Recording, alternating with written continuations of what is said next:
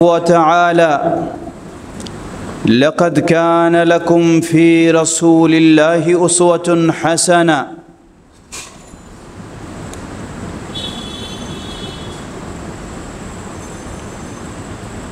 الحمد لله শুরুতে আবারও প্রশংসা জ্ঞাপন করছি সে আল্লাহ সুবহানাহু ওয়া তাআলার,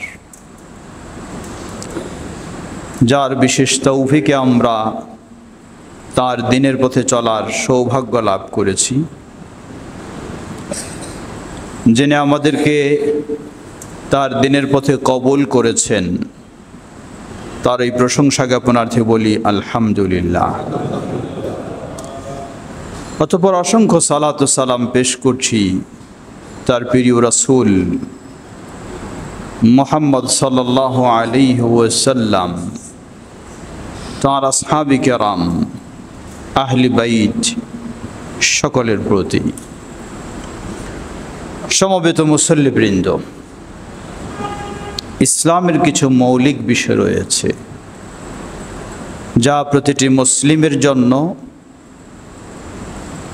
অবগত হওয়া এবং মেনে চলা ফরজ, অপরিহার্য বিষয়। জন্য বলা হয় আল উসুলুস সালাসা, তিনটি মূলনীতি। প্রথম হলো মারিফাতুল আবদি রাব্বাহু, বান্দা তার রবকে জানবে। দ্বিতীয় হলো মারিফাতুল আবদি দীনাহু, বান্দা তার দ্বীনকে জানবে। তৃতীয় হলো মারিফাতু আন-নবী মুহাম্মদ সাল্লাল্লাহু আলাইহি ওয়াসাল্লাম, মুহাম্মদ সাল্লাল্লাহু আলাইহি ওয়াসাল্লামকে জানা। কোনোটার গুরুত্ব কোনো দিক থেকেই কম নয়। কোনো সন্দেহ নেই আল্লাহ সুবহানাহু ওয়া তাআলার বিষয়ে জানা সর্বোচ্চ গুরুত্বপূর্ণ বিষয়। কিন্তু এমন নয় যে নবী সাল্লাল্লাহু আলাইহি ওয়াসাল্লামের বিষয়ে না জানলেও চলবে, না, সেটিও অপরিহার্য বিষয়।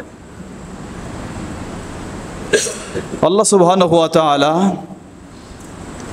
নবী সাল্লাল্লাহু আলাইহি ওয়াসাল্লামকে মেনে চলা প্রতিটি মুসলিমের জন্য অপরিহার্য করে দিয়েছেন এবং তিনি বলেন লাকাদ কানা লাকুম ফি রাসূলিল্লাহি উসওয়াতুন হাসানা, তোমাদের জন্য উত্তম নমুনা, উত্তম আদর্শ রাসূলুল্লাহ সাল্লাল্লাহু আলাইহি ওয়াসাল্লামের মাঝে। শুধু তাই নয়, আল্লাহ সুবহানাহু ওয়া তাআলা আরও স্পষ্ট করেন, ইসলাম নিয়ে কিছু বলবেন, কিছু ভাববেন, কিছু করবেন, সব কিছুর সীমা রাখা হলেন মুহাম্মদ সাল্লাল্লাহু আলাইহি ওয়াসাল্লাম। আল্লাহ বলেন ওয়ামা আতাকুমুর রাসূলু ফাখুযুহু ওয়ামা নাহাকুম আনহু ফান্তাহু, রাসূল তোমাদেরকে যা দিয়েছেন তা গ্রহণ করো, এর চেয়ে বাইরে আর কিছু গ্রহণ করার সুযোগ নেই। ওয়ামা নাহাকুম আনহু ফান্তাহু, রাসূল তোমাদেরকে যা নিষেধ করেছেন তা থেকে বিরত থাকো, অন্যের নিষেধের কোনো সুযোগ নেই। সুতরাং আমাদের ইসলামের মাপকাঠি হলেন আমাদের প্রিয় নবী মুহাম্মদ সাল্লাল্লাহু আলাইহি ওয়াসাল্লাম। অতএব মুহাম্মদ সাল্লাল্লাহু আলাইহি ওয়াসাল্লামকে জানার বিষয়টি কত গুরুত্ব পেতে পারে বলার অপেক্ষা রাখে না। আসুন সংক্ষিপ্ত খুতবায় আমরা আজকে নবী মুহাম্মদ সাল্লাল্লাহু আলাইহি ওয়াসাল্লামকে জানতে হবে। না জানলে আমি ইসলাম মানতে পারবো না, না জানলে আমি আল্লাহকে পাবো না, না জানলে আমি জান্নাতও পাবো না। বিষয়টি একটু বোঝার চেষ্টা করি। আল্লাহ আমাদের সেই বোঝে সেই অনুযায়ী মুহাম্মদ সাল্লাল্লাহু আলাইহি ওয়াসাল্লামকে যেন জানতে পারি, সে তৌফিক আল্লাহ আমাদেরকে দান করুন। সমবেত মুসল্লিবৃন্দ, যদি ইসলামের বিধিবিধানগুলির বাস্তব প্রয়োগ আমরা জানতে চাই, তাহলে জানতে হবে নবী মুহাম্মদ সাল্লাল্লাহু আলাইহি ওয়াসাল্লামকে, জানতে হবে তার সাহাবাই কেরামকে। কারণ মানুষ হিসাবে ইসলামকে বাস্তবে প্রয়োগ করেছেন, রূপ দান করেছেন নবী মুহাম্মদ সাল্লাল্লাহু আলাইহি ওয়াসাল্লাম। সুতরাং বাস্তবে আমরা ইসলাম আমাদের জীবনে প্রয়োগ করতে চাইলে আমাদেরকে জানতে হবে আমাদের প্রিয় নবী মুহাম্মদ সাল্লাল্লাহু আলাইহি ওয়াসাল্লামের জীবনী আমাদেরকে জানতেই হবে। দ্বিতীয়, ইসলাম রাসূলুল্লাহ সাল্লাল্লাহু আলাইহি ওয়াসাল্লামের অনুসরণকে অপরিহার্য করে দিয়েছে। রাসূলুল্লাহ সাল্লাল্লাহু আলাইহি ওয়াসাল্লামকে অনুসরণ করতে হলে তাকে না জেনে কখনোই অনুসরণ করা সম্ভব নয়। সুতরাং রাসূল সাল্লাল্লাহু আলাইহি ওয়াসাল্লামকে অনুসরণ করার জন্য তার জীবনী, তার সিরা আমাদেরকে জানতেই হবে। তৃতীয়, আল্লাহ সুবহানাহু ওয়া তাআলার ভালোবাসা পেতে হলে রাসূলের অনুসরণ প্রয়োজন, আর রাসূলকে অনুসরণ করতে হলে তাকে জানতেই হবে। আল্লাহ বলেন, কুল ইন কুনতুম তুহিব্বুনাল্লাহ ফাত্তাবিউনি ইউহিব্বুকুমুল্লাহ ওয়া ইয়াগফির লাকুম যুনুবাকুম ওয়াল্লাহু গফুরুর রহিম। হে নবী, জানিয়ে দিন, যদি তোমরা আল্লাহকে ভালোবাসতে চাও, ফাত্তাবিউনি, তাহলে আমি রাসূলকে মেনে চলা ছাড়া আল্লাহকে ভালোবাসা সম্ভব নয়। আর রাসূলকে মেনে চলা, অনুসরণ করা, রাসূলকে না জেনে কখনোই অনুসরণ করা সম্ভব নয়। সুতরাং রাসূলকে অনুসরণ করতে হলে আল্লাহকে, তাকে জানতে হবে, আর জেনে তাকে অনুসরণ করার মাধ্যমে আল্লাহকে ভালোবাসা যায়। আর আল্লাহকে ভালোবাসতে পারলে আপনার তো আর কিছুই বাকি থাকে না। চতুর্থ, ইন্না মা'রিফাতাস সিরা তুকাউই মিন আযাইমিল মুমিনিনা আস-সাইরিনা আলা দারবির রাসূলি সাল্লাল্লাহু আলাইহি ওয়াসাল্লাম। আপনি রাসূলুল্লাহ সাল্লাল্লাহু আলাইহি ওয়াসাল্লামের পথ বেছে নিতে চান, তার পথে চলতে চান, তা কিভাবে সম্ভব হবে যদি আপনি রাসূলুল্লাহ সাল্লাল্লাহু আলাইহি ওয়াসাল্লামের জীবনী জানারই চেষ্টা না করেন? যতই আপনি রাসূলুল্লাহ সাল্লাল্লাহু আলাইহি ওয়াসাল্লামের জীবনী জানবেন, ততই আপনার ভিতরে আগ্রহ, উৎসাহ তৈরি হবে রাসূলুল্লাহ সাল্লাল্লাহু আলাইহি ওয়াসাল্লামের পথে চলার। অতএব রাসূলুল্লাহ সাল্লাল্লাহু আলাইহি ওয়াসাল্লামের পথে চলতে হলে আপনাকে রাসূলুল্লাহ সাল্লাল্লাহু আলাইহি ওয়াসাল্লামের জীবনীটাই বেশি জানতে হবে। লক্ষ্য করুন, আজকে আমাদের ছোট্ট বাচ্চারা কে সবচেয়ে সেরা ক্রিকেটার, কে সেরা বোলার, কে সবচেয়ে বেশি গোল দেয়, ছোট্ট বাচ্চারা সব মুখস্থ করে ফেলেছে, যার ফলে তাদের প্রতি এমন আসক্ত হয়েছে, তারা কেমনে চুল কাটে এরাও সেরকম চুল কাটতে চায়, তারা কেমনে চলে এরাও সেরকম চলতে চায়। এটি অত্যন্ত লজ্জার বিষয়। একজন মুসলিম সে এভাবেই জানবে মুহাম্মদ সাল্লাল্লাহু আলাইহি ওয়াসাল্লামকে, তখন তার ভিতরে মানসিকতা তৈরি হবে, মুহাম্মদ সাল্লাল্লাহু আলাইহি ওয়াসাল্লাম যেভাবে চুল কাটতেন আমিও সেভাবে চুল কাটবো, মুহাম্মদ সাল্লাল্লাহু আলাইহি ওয়াসাল্লাম যেভাবে দাড়ি রাখতেন আমিও সেভাবে দাড়ি রাখবো, মুহাম্মদ সাল্লাল্লাহু আলাইহি ওয়াসাল্লাম যেভাবে তার আচরণ ছিল আমি সেই আচরণ আমার ভিতরে নিয়ে আসব। কখন এটা? যখন আপনি মুহাম্মদ সাল্লাল্লাহু আলাইহি ওয়াসাল্লাম সম্পর্কে সেইভাবে বেশি বেশি জানার আপনি চেষ্টা করবেন। পঞ্চম, ফিহা দুরুসুন ওয়া ইবারুন ওয়া ইযাতুন লিজামি'i ফিয়াতিন নাস ওয়া খাসাতান আদ-দুআতু ইলাল্লাহ। নবী মুহাম্মদ সাল্লাল্লাহু আলাইহি ওয়াসাল্লামের জীবনীটা এমন একটা বিষয়, সকল শ্রেণীর মানুষের জন্য শিক্ষা হলো, নবী মুহাম্মদ সাল্লাল্লাহু আলাইহি ওয়াসাল্লামের জীবনীতে। আপনি একজন ভালো আদর্শ সফল সেনাপতি হতে চান, শ্রেষ্ঠ সেনাপতি ছিলেন নবী মুহাম্মদ সাল্লাল্লাহু আলাইহি ওয়াসাল্লাম। আপনি একজন ভালো রাষ্ট্রনায়ক হতে চান, শ্রেষ্ঠ রাষ্ট্রনায়ক ছিলেন নবী মুহাম্মদ সাল্লাল্লাহু আলাইহি ওয়াসাল্লাম। আপনি একজন ভালো বাবা হতে চান, শ্রেষ্ঠ বাবা ছিলেন নবী মুহাম্মদ সাল্লাল্লাহু আলাইহি ওয়াসাল্লাম।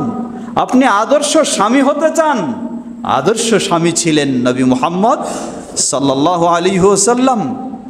যে কোনো দিক থেকে আপনি আল্লাহর সবচেয়ে প্রিয় বান্দা হতে চান, আল্লাহর সবচেয়ে প্রিয় বান্দা ছিলেন নবী মুহাম্মদ সাল্লাল্লাহু আলাইহি ওয়াসাল্লাম। যে কোনো দিক থেকে আপনি উন্নত হওয়ার, ভালো হওয়ার শিক্ষা নিতে চান, তাহলেই সেই শিক্ষা রয়েছে রাসূলুল্লাহ সাল্লাল্লাহু আলাইহি ওয়াসাল্লামের মাঝে।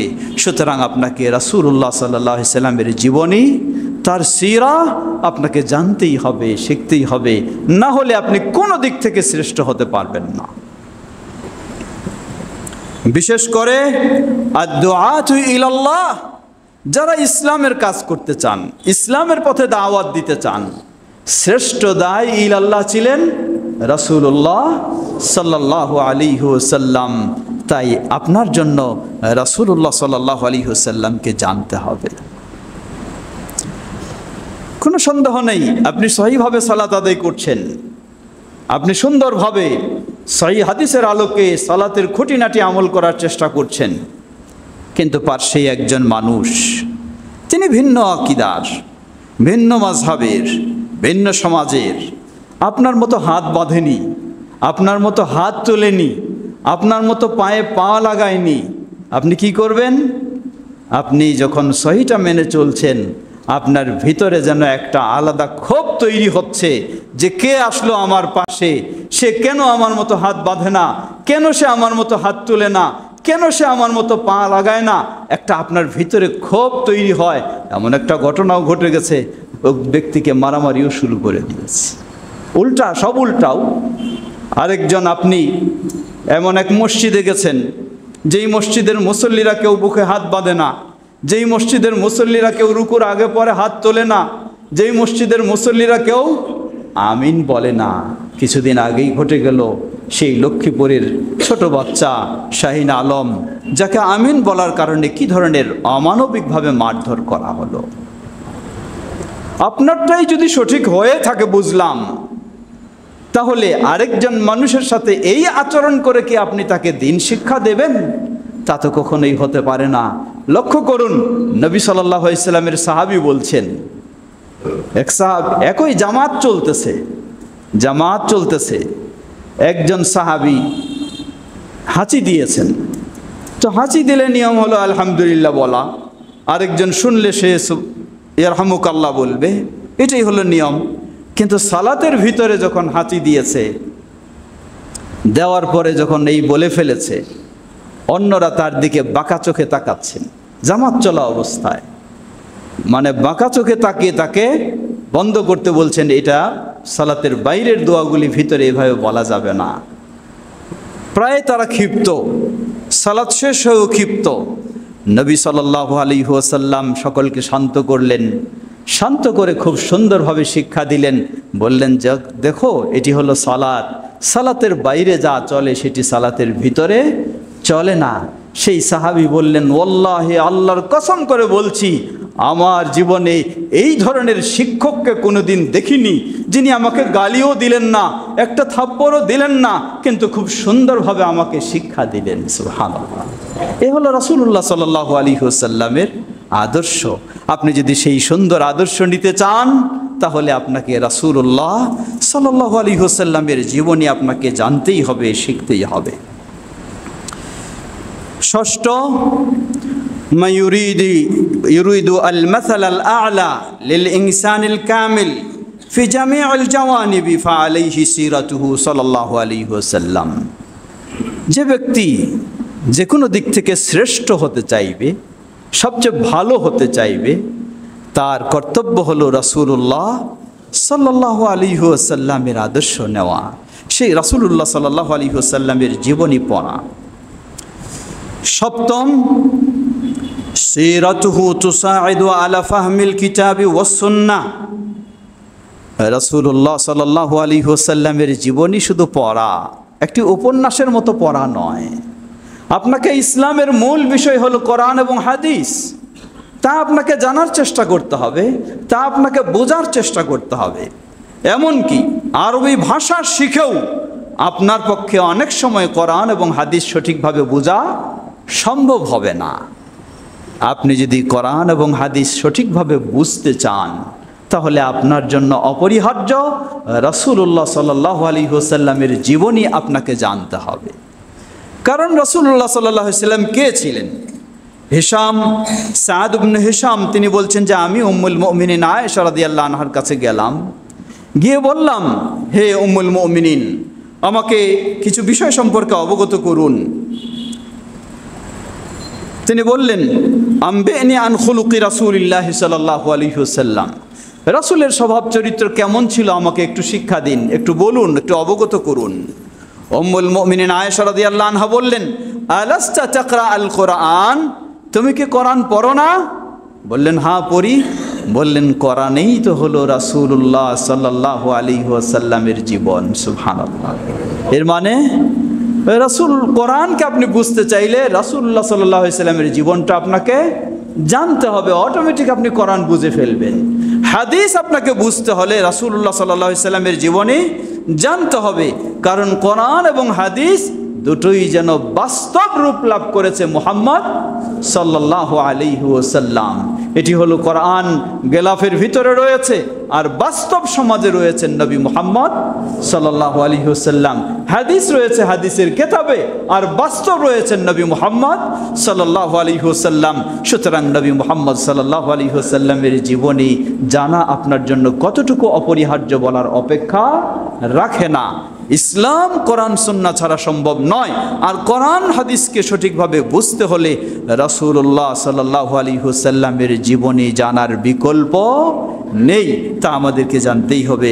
আল্লাহ আমাদের সকলকে সে বিষয়গুলি ভালোভাবে উপলব্ধি করে আমরা যেন আমাদের জীবনে রাসূলুল্লাহ সাল্লাল্লাহু আলাইহি ওয়াসাল্লামের আদর্শকে গ্রহণ করতে পারি। আল্লাহ আমাদের সকলকে সে তৌফিক দান করুন।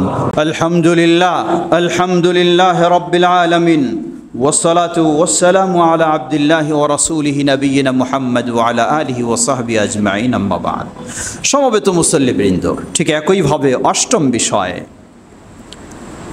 মান আরাফা সিরাতাহু ওয়া ফাহিমাহা ফাকাদ আরাফা আল উলুম আল ইসলাম আল মুখতালিফা মিন আকিদাতিন ওয়া শরিআতিন ওয়া আখলাকিন ওয়া তাফসিরিন ওয়া হাদিসিন ওয়া দাওয়াতিন ওয়া তারবিয়াতিন। আজকে বর্তমান গবেষণার যুগে ইসলামের সব শিক্ষাগুলি পার্ট পার্ট ভাগ হয়েছে। কেউ হাদিস নিয়ে গভীর পড়াশোনা করেন, তিনি হাদিসেই শুধু জানেন, এটাই বেশি জানেন, তাফসির কম জানেন। আবার কেউ তাফসির নিয়ে খুব গভীর পড়াশোনা করেন, তিনি হাদিস কম জানেন। আবার কেউ আকীদা নিয়ে খুব গভীর পড়াশোনা করেন, তিনি অন্যগুলি কম জানেন। আবার কেউ ইসলামী শরীয়তের ফিকহ নিয়ে বেশি গবেষণা করেন, অন্যগুলি কম জানেন। কিন্তু কোনো ব্যক্তি যদি চায় আমি হাদিসও সবচেয়ে বেশি জানবো, কোরআন তাফসিরও সবচেয়ে বেশি জানবো, আকীদাও সবচেয়ে বেশি জানবো, ফিকহও সবচেয়ে বেশি জানবো, তাহলে তার জন্য অপরিহার্য হলো রাসূলুল্লাহ সাল্লাল্লাহু আলাইহি ওয়াসাল্লামের জীবনী ভালোভাবে জানা। কারণ রাসূলুল্লাহ সাল্লাল্লাহু আলাইহি ওয়াসাল্লামের বাইরে তাফসির বলতে কিছুই নেই, তার বাইরে হাদিস বলতে কিছুই নেই, তার বাইরে আকীদা বলতে কিছুই নেই। সুতরাং যে রাসূলুল্লাহ সাল্লাল্লাহু আলাইহি ওয়াসাল্লামের জীবনীকে ভালোভাবে জানবে, সে সকল দিক থেকে সুন্দর জ্ঞান অর্জন করতে সক্ষম হবে ইনশাআল্লাহ। নবম, ওয়া বিমারিফাতি সিরাতিহি ইয়ুমকিনু আদ-দিফা আনহু আলা আ'দাইল ইসলামি ফি ইফতিরাআতিহিম কাতাআদ্দুদিজ যাওজাতি ওয়া গায়রিহা। ইসলামের শত্রুরা, ইসলাম বিদ্বেষী নাস্তিক মহল সবসময় ইসলামকে আক্রমণ করার চেষ্টা করেছে। নবী মুহাম্মদ সাল্লাল্লাহু আলাইহি সাল্লামের জীবনকে তারা বিভিন্ন রকমের অপবাদ দেওয়ার চেষ্টা করেছে। তিনি এতগুণ বিয়ে করেছেন, তিনি এই ছোট কম বয়সের মেয়েকে বিয়ে করেছেন, নানা রকমের নাস্তিকদের কাছে অবাস্তব সেই আপত্তি তারা তুলে থাকে। আপনি একজন মুসলিম হিসাবে আপনার দায়িত্ব সেই আপত্তিগুলির আপনি জবাব দেবেন, প্রতিবাদ করবেন। কিভাবে করবেন? আপনার তো সেই দক্ষতা, জ্ঞানের গভীরতা নেই, তাহলে কিভাবে করবেন? জবাব, আপনি যখন এই রাসূলুল্লাহ সাল্লাল্লাহু আলাইহি ওয়াসাল্লামের জীবনী গভীরভাবে ভালোভাবে পড়তে পারবেন, আপনার পক্ষে ইসলামের শত্রুদের সব জবাবের জবাব দেওয়া, সব অপবাদের জবাব দেওয়া খুবই সহজ হয়ে যাবে। এজন্যই দরকার আমাদের রাসূলুল্লাহ সাল্লাল্লাহু আলাইহি ওয়াসাল্লামের সেই জীবনীকে ভালোভাবে পড়া। তিনি দৈহিক চাহিদা মেটানোর জন্যই একাধিক বিয়ে করেননি। আপনি যখন ইতিহাস পড়বেন, রাসূল সাল্লামের জীবনী পড়বেন, দেখবেন সবগুলিই ছিল ইসলামের স্বার্থে, সবগুলিই ছিল ইসলামের কারণে। কারণ রাসূল সাল্লাল্লাহু আলাইহি ওয়াসাল্লামের জীবনে তার যতগুলি বিয়ে, একটি শুধু কুমারী মেয়েকে বিয়ে করেছেন, আর বাকি সবগুলি হয় বিধবা অথবা তালাকপ্রাপ্তা অথবা এই ধরনের মহিলাকে বিয়ে করেছেন। কেন? কি বোঝা যায়? নিশ্চয়ই এটি বোঝা যায় তার এটি দৈহিক বা যৌন চাহিদার জন্য নয়, এটি সবটাই ছিল ইসলাম এর প্রচার প্রসারের জন্য, ইসলামের বিস্তারের জন্য। সম্পর্ক গড়ে তুলেছেন ওমর রাদিয়াল্লাহু আনহুর সাথে, তার মেয়েকে বিয়ে করে সম্পর্ক গড়ে তুলেছেন। আবু বকর রাদিয়াল্লাহু আনহুর মেয়েকে বিয়ে করার মাধ্যমে সম্পর্ক গড়ে তুলেছেন। সেই আবু সুফিয়ান শ্রেষ্ঠ নেতা, তার সাথে গড়ে তুলেছেন সম্পর্ক তার মেয়েকে বিয়ে করার মাধ্যমে। এভাবেই রাসূলুল্লাহ সাল্লাল্লাহু আলাইহি ওয়াসাল্লাম সবগুলি ছিল ইসলামের স্বার্থে, ছিল না তার ব্যক্তিগত নিজের চিন্তা চেতনা বা মন খায়েশের জন্য। এটি আপনি জানতে পারবেন যখন আপনি রাসূলুল্লাহ সাল্লাল্লাহু আলাইহি ওয়াসাল্লামের জীবনী ভালোভাবে আপনি পড়বেন।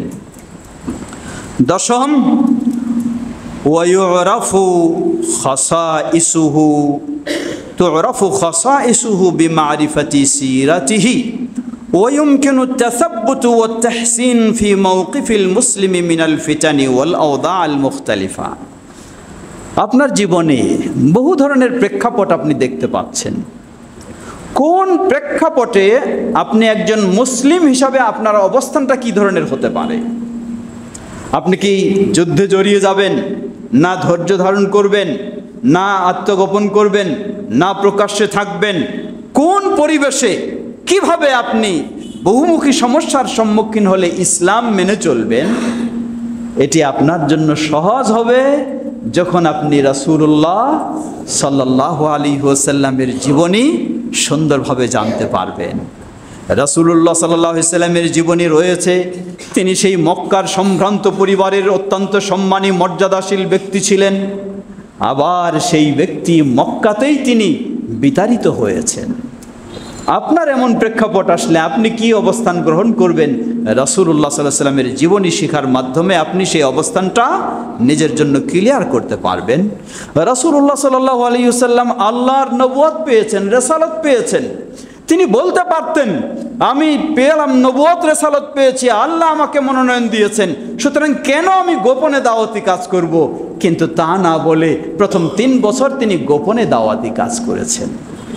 তাহলে তার মতো ব্যক্তি, যিনি আল্লাহর এত প্রিয়, এত যোগ্যতা রাখেন, এত দক্ষতা রাখেন, সমাজে এত মর্যাদাশীল ব্যক্তি ছিলেন, এরপরেও যদি ইসলামের প্রথমে তিনি 3 বছর গোপনে দাওয়াতি কাজ করেন, তাহলে আপনার জীবনেও এই ধরনের প্রেক্ষাপট আসলে সবসময় খালি প্রকাশ্যে নয়, কখনো আপনাকে গোপনেও দাওয়াতি কাজ করতে হবে।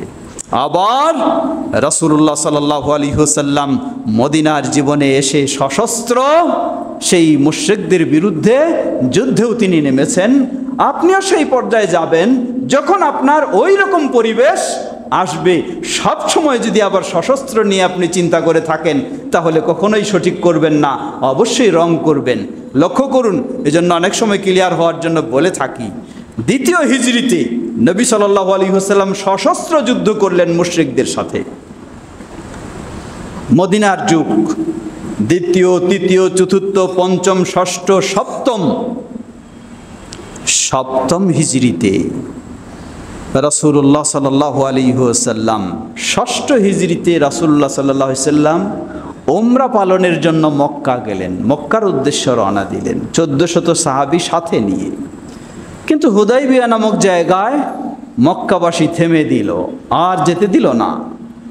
সন্ধি চুক্তি হয়ে গেল, এবছর আর সম্ভব নয়, আগামী বছর এই উমরা কাজা আদায় করবে। রাসূল সাল্লাল্লাহু আলাইহি সাল্লাম নিজেও মাথার চুল কেটে ফেললেন, সবাইকে নির্দেশ দিলেন, ফিরে গেলেন মদিনায়। আগামী বছর আসলেন, সেটি হলো হিজরি 7ম হিজরি।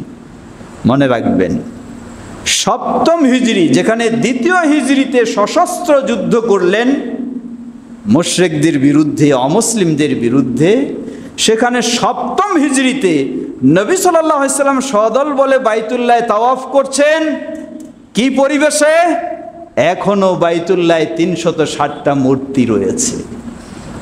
একটাকে ভাঙলেনও না, গালিও গ্লাস করলেন না, ধমকিও দিলেন না, নীরবে চুপচাপ ওই মূর্তি থাকা অবস্থায় বাইতুল্লাহ তাওয়াফ করে নবী সাল্লাল্লাহু আলাইহি সাল্লাম চলে গেলেন। এখন একটু ভাবুন আমাদের গায়ের অবস্থা কীরকম হয় যখন একটা ভালো পরিবেশ পেয়ে যাই, মনে করি সব জায়গায় একই মাপে আমরা দেখতে চাই। না, কখনো সব জায়গায় একই দেখার সুযোগ নেই। যেখানে 2য় হিজরিতে সশস্ত্র যুদ্ধ করলেন নবী সাল্লাল্লাহু আলাইহি সাল্লাম, সেখানে 7ম হিজরিতে প্রতিমা ভরা কাবায় সেখানে গিয়ে তাওয়াফ করে চলে আসলেন। একটা ভাঙলেনও না, কারোর সাথে ঝগড়াও করলেন না, তর্কও করলেন না, নীরবে শুধু তাওয়াফ করে চলে আসলেন। আপনি কি বেশি শিরকের প্রতিবাদ করেন? মুহাম্মদ সাল্লাল্লাহু আলাইহি সাল্লামের চেয়ে আপনি বেশি শিরকের প্রতিবাদ করেন? কোশ্চিন কালেও নয়। মুহাম্মদ সাল্লাল্লাহু আলাইহি সাল্লামের চেয়ে আপনি বেশি প্রতিমা পূজার প্রতিবাদ করেন? কোশ্চিন কালেও হতে পারে না। সেই মুহাম্মদ সাল্লাল্লাহু আলাইহি সাল্লাম যদি এই করে আসেন, তাহলে আপনার এখানে শিক্ষা নেওয়ার বিষয় যে সব সময় একই চিন্তায় চলা যাবে না। এই অবস্থানগুলি আপনি শিখতে পারবেন যখন আপনি রাসূলুল্লাহ সাল্লাল্লাহু আলাইহি সাল্লামের জীবনী আপনি জানবেন। আবার দেখুন, এটি হলো 7ম হিজরির কথা। 8ম হিজরিতে আল্লাহ সুবহানাহু ওয়া তাআলা এমন বিজয় দান করলেন, সেই মূর্তি কোথায়, এমনকি গোটা মক্কায় কোনো মুশরিক অমুসলিমের পর্যন্ত থাকার সুযোগ হলো না। সেই পরিবেশ পরিস্থিতি আল্লাহ সুবহানাহু ওয়া তাআলা দান করলেন। এজন্য আপনি মানুষ হিসাবে, একজন মুসলিম হিসাবে আপনার জীবনে সুখে দুঃখে বিভিন্ন রকমের প্রেক্ষাপট আসতে পারে। কোন প্রেক্ষাপটে আপনি কি অবস্থান গ্রহণ করবেন? আপনার পারিবারিক জীবনে কি হবে, আপনার সামাজিক জীবনে কি অবস্থান নেবেন, রাষ্ট্রীয় জীবনে কি অবস্থান নেবেন, সব কিছুর নমুনা, সব কিছুর উত্তম আদর্শ হলো ফি রাসূলিল্লাহি সাল্লাল্লাহু আলাইহি ওয়াসাল্লাম। এজন্যই অপরিহার্য হলো আমাদের রাসূলুল্লাহ সাল্লাল্লাহু আলাইহি ওয়াসাল্লামের জীবনী জানা, জীবনী পড়া, জীবনী শেখা। শুধু আশহাদু আন্না মুহাম্মাদুর রাসূলুল্লাহ বলে পার করে দিব, এটি হবে না, কখনোই হতে পারে না। আজকে লক্ষ্য করুন, একজন মানুষ যুদ্ধ ঘোষণা করছে। কিসের? কেউ যদি বলে আল্লাহ রাসূল সাল্লাল্লাহু আলাইহি ওয়াসাল্লাম মানুষের মতো মানুষ, তাহলে তার বিরুদ্ধে যুদ্ধ ঘোষণা করছে। কি বলতে হবে? রাসূল সাল্লাল্লাহু আলাইহি ওয়াসাল্লাম তিনি নাকি তার বডিটা নূরের তৈরি, তিনি নাকি আল্লাহর মতো গায়েব জানেন। নাউজুবিল্লাহ, এই যুদ্ধ ঘোষণা করছে। কোথায় তার ঈমান, কোথায় তার দ্বীন? কেন তিনি এই কাজ করছেন? তিনি ওই কুসংস্কার এবং ভ্রান্ত চিন্তাগুলি তার ব্রেনে আশ্রয় দেওয়ার কারণেই তিনি এই কাজ করছেন। যদি তিনি নির্ভরযোগ্য প্রমাণের আলোকে রাসূলুল্লাহ সাল্লাল্লাহু আলাইহি ওয়াসাল্লামের জীবনী জানতেন, তাহলে তিনি তো বুঝতে পারতেন যে আসলেই তিনি যদি, তার দেহটা যদি নূরেরই তৈরি হয়, তাহলে ওই উহুদের যুদ্ধে আঘাত লেগে তার কপাল থেকে তো রক্ত বের হতো না। কারণ নূর দিয়ে বডিটা তৈরি হলে তো আঘাত লাগলে নূর বের হবে, রক্ত তো বের হবে না। রক্ত তো তখন বের হবে যখন এই বডির ভিতরে রক্ত থাকে। সেই তায়েফের ময়দানে ইট পাটকেল নিক্ষেপ করে নবী সাল্লাল্লাহু আলাইহি ওয়াসাল্লামকে রক্তাক্ত করা হলো। কেন রক্ত বের হবে? বোঝা যায় নবী সাল্লাল্লাহু আলাইহি ওয়াসাল্লামের দেহটা রক্ত মাংস দিয়েই ছিল, তার এই প্রমাণ। নবী সাল্লাল্লাহু আলাইহি ওয়াসাল্লামের সহধর্মিনী, যিনি তার সবচেয়ে প্রিয় স্ত্রী, কাছের মানুষ, বিছানার মানুষ, উম্মুল মুমিনিন আয়েশা রাদিয়াল্লাহু আনহা, তার বিষয়ে বাইরে বহু কিছু রটানো হচ্ছে, অথচ নবী সাল্লাল্লাহু আলাইহি ওয়াসাল্লাম বিষয়টা নিয়ে নিশ্চিত নয় কি আসলেই কি সত্যি কিনা, কোনো কিছু আছে কিনা। যদি নবী সাল্লাল্লাহু আলাইহি ওয়াসাল্লাম গায়েবের খবরেই জানতেন, তাহলে আয়েশা রাদিয়াল্লাহু আনহার নামে সেই ভ্রান্ত মুনাফিকেরা বাইরে কিছু রটাবে আর তিনি জানতে পারবেন না? অবশ্যই জানতে পারতেন। প্রমাণ হলো তিনি গায়েবও জানেন না। এই সব বিষয়গুলি যখন রাসূল সাল্লামের জীবনী আপনি জানবেন, তখন অটোমেটিকভাবে তার প্রতি আকীদার বিষয়ে, আমলের বিষয়ে সব বিষয়গুলি সুন্দর হয়ে যাবে ইনশাআল্লাহ। প্রিয় ভাইরা আমার, আসুন আমরা বেশি বেশি চেষ্টা করব রাসূলুল্লাহ সাল্লাল্লাহু আলাইহি ওয়াসাল্লামের জীবনী জানার জন্য ইনশাআল্লাহ। প্রশ্ন আসবে, কিভাবে আমরা রাসূল সাল্লাল্লাহু আলাইহি ওয়াসাল্লামের জীবনী জানব? জবাব, এখানেও বিভ্রান্তি রয়েছে। বাজারে বহু রকমের বই পুস্তক রয়েছে, বিশেষ করে সস্তার তো 12 অবস্থা, একটা বলাই হয় সস্তার 12 অবস্থা, যেগুলি কুসংস্কার, মিথ্যা কথা, বানাওটি কথা দিয়ে ভরা যে সমস্ত জীবনীর বই, সেগুলি আপনি অল্প পয়সায় পাচ্ছেন। আপনার বাসে, ট্রেনে, সব জায়গায় ফেরিওয়ালা নিয়ে বেড়াচ্ছে। তো এই সস্তার 12 অবস্থা, সেদিকে আপনি যাবেন না। আপনি অবশ্যই নির্ভরযোগ্য, গ্রহণযোগ্য লেখক যারা রাসূল সাল্লাল্লাহু আলাইহি ওয়াসাল্লামের জীবনী লিখেছেন, সেটাই আপনি গ্রহণ করবেন। কারণ রাসূল সাল্লামের জীবনীর জন্য নির্ভরযোগ্য তথ্য হলো, উৎস হলো কোরআনুল কারীম, অতঃপর হাদিস, অতঃপর সাহাবীদের বক্তব্য, অতঃপর নির্ভরযোগ্য সূত্রে প্রমাণিত তাবেঈদের বক্তব্য ইত্যাদি। সেই আলোকে এখন পর্যন্ত বাংলা ভাষায় যা অনুবাদ হয়েছে, সেই ভারতবর্ষের আহলে হাদিসদের প্রসিদ্ধ মুহাদ্দিস আল্লামা শফিউর রহমান মোবারকপুরী, সেই প্রায় 1100 জন সেই রাসূল সাল্লামের জীবনী লিখতে গিয়ে লিখেছিলেন, খুব গবেষণা করে। সেগুলির মধ্যে যিনি শ্রেষ্ঠ হয়েছিলেন তিনি হলেন আল্লামা শফিউর রহমান মোবারকপুরী রাহিমাহুল্লাহ। আর রাহিকুল মাখতুম, যেটি বাংলা ভাষায় অনুবাদ হয়েছে, পাওয়া যায়। আপনি সেই বইটিকে গ্রহণ করুন, সেটি নিজেও পড়ুন, পরিবারের পড়ার চেষ্টা করুন। তাহলে রাসূল সাল্লামের জীবনী যতই আপনি জানতে পারবেন, যে বিষয়গুলি আজকে আমরা তুলে ধরেছি, সেই আলোকে আপনি ইসলামও জানতে পারবেন। রাসূলের প্রতি আপনার ভালোবাসা বৃদ্ধি হবে, আন্তরিকতা বৃদ্ধি হবে। রাসূল সাল্লাল্লাহু আলাইহি ওয়াসাল্লামের প্রতি যখনই আপনার ভালোবাসা বৃদ্ধি হবে, আন্তরিকতা বৃদ্ধি হবে, ইসলামের প্রতি আপনার সেই আরও আনুগত্য বেশি বেড়ে যাবে, তখনই তো আপনার জন্য সৌভাগ্য হবে রাসূলুল্লাহ সাল্লাল্লাহু আলাইহি ওয়াসাল্লামের সাথে জান্নাতে স্থান লাভ করা ইনশাআল্লাহ। আল্লাহ আমাদের সে পথে অগ্রসর হওয়ার তৌফিক দান করুন। ইবাদাল্লাহ রাহিমাকুমুল্লাহ, আল্লাহুম্মা সাল্লি আলা মুহাম্মদ ওয়া আলা আলি মুহাম্মদ কামা সাল্লাইতা আলা ইব্রাহিম ওয়া আলা আলি ইব্রাহিম ইন্নাকা হামিদুম মাজিদ। আল্লাহুম্মা বারিক আলা মুহাম্মদ ওয়া আলা আলি মুহাম্মদ كما باركت على إبراهيم وعلى آل إبراهيم إنك حميد مجيد. اللهم ارض عن الخلفاء الراشدين